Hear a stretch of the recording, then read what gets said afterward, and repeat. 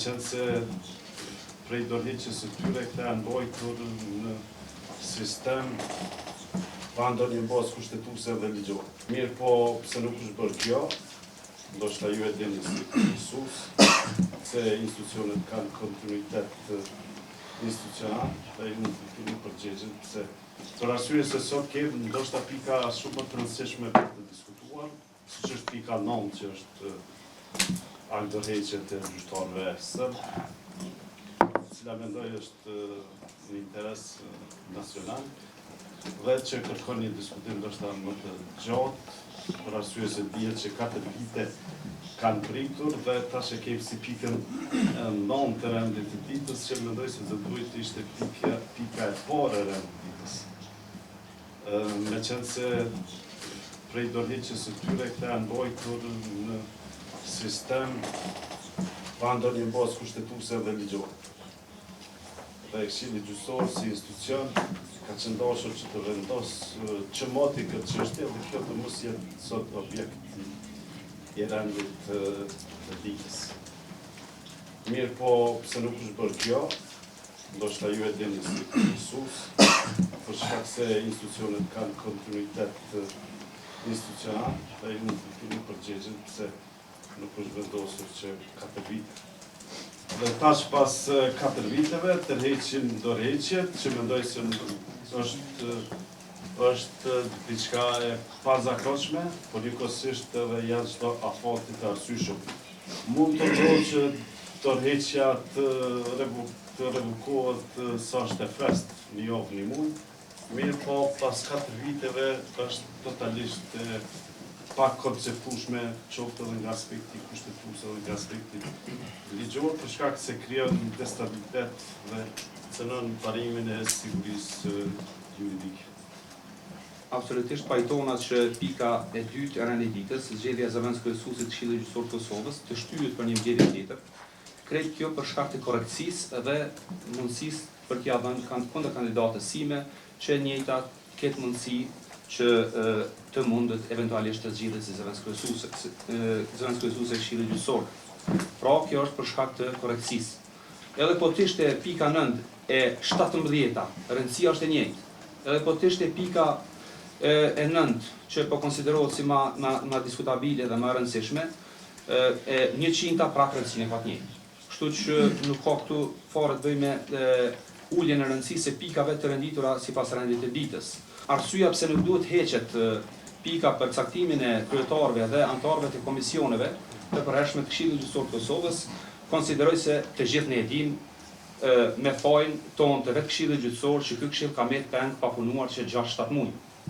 Dhe pikërisht për shkak të mungesës së komisioneve. Dhe ne dimë që komisionet janë motori i Këshillit Gjyqësor. Cila është arsyeja me shtyje mos mi zgjedh komisionet, kur vetë këta anëtarë që janë këtu që mujmë përmend me emër, domethënë mbledhjen e kaluar kërkojshin sa më shpejt një caktuar kryetar të komisioneve. Çka ndodhi tash pas një jave që jo? A mund dikush ma dhoni arsye? A mund dikush këtu pe juve që kërkojshin me rregullin në mbledhjen e kaluar të funksionalizohet Këshilli? Pse sot s'po bëj ka më funksionalizohet Këshilli? Çështja është që unë propozoj që fare mos heket kjo pika e rendit ditës dhe ne fillojmë punojmë seriozisht si Këshill Gjyqësor. Dhe propozoj që natyrisht kërkoj nga anëtarët e Këshillit të refuzohet propozimi që të heqet pika e caktimit të kryetarëve dhe anëtarëve të komisionit. Me qenë se gjyqtarja Afrodita Bytyqi nuk është këtu, ku e njëjta, edhe në komunikim para mbledhjes me mua, e vërtetoj se të pamundur me marrë pjesë, unë propozoj që ajo pikë rendit të ditës lidhur me komisionet e përhershme të hiqet, me qenë se i pamundsohet tani edhe asaj që të jetë pjesë ndonjërit prej komisione. Kjo është përgjigje për gjyqtarin Artan. Sa i përket pikave të rendit të ditës, unë e mbështes në tërësi gjyqtarin Bashkim, që me qenë se është interes nacional, po shkit edhe prania media këtu, lidhur me dorëheqjet e gjyqtarëve serb, unë mendoj që është dashur të jetë pika e parë. Pajtonat që ne jemi vonuar tani e 4 vite dhe dorëheqjet e gjyqtarëve serb. Dua të potencoj fillimisht që ky opinioni imi nuk vlen vetëm për gjyqtarët serb, po vlen edhe për gjyqtarët e komuniteteve tjera, edhe gjyqtarët e komunitetit shumicë. Propozime konkrete, vrejtje konstatime çka do që të keni për agjencën. Ju lutem. Në rregull, Kryesus, po e shoh që është me interes nacional, e përmenda edhe në fillim, unë mendoj që ato duhet që vetëm kanë dhënë efektin e tyre, por në momentin kur të vimte pika e rënit të ditës, unë i kam opinionet e mia. Faleminderit. Edhe kur është propozuar funksionalizimi i këshillit, janë dhënë dy propozime.